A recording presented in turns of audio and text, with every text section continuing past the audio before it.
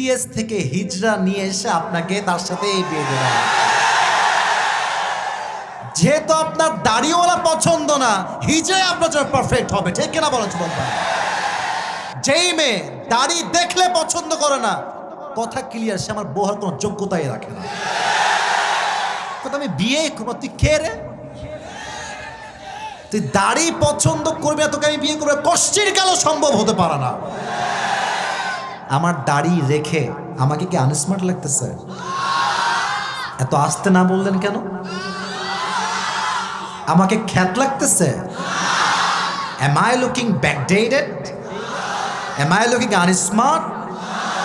আমার বিশ্বাস যে দাড়ি রাখে সে শুধু পুরুষ নয়, সে সিংহ পুরুষ। But the problem is now in a days কিছু মেয়ে বের হয়েছে যারা দাড়িওয়ালা যুবককে দেখলে একটু নাক ছিটকায়। If any girl rejects you just for only reason and that is you have beard the sunnah of last messenger Muhammad sallallahu alayhi wasallam, ঠান্ডা মাথায় শুনবা, আর বুঝলে বুঝবা, না বুঝলে।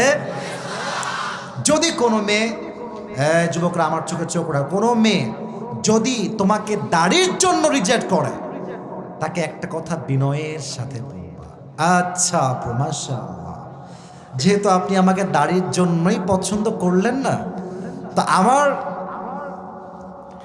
পার্সোনাল পয়েন্ট অফ ভিউতে what I really think is, আমার কাছে মনে হয় আপনার জন্য পুরো পৃথিবীতে perfect, better and best option আমার চোখে সবচেয়ে সুন্দর হবে বিটিএস থেকে হিজড়া নিয়ে এসে আপনাকে তার সাথে বিয়ে দেওয়া।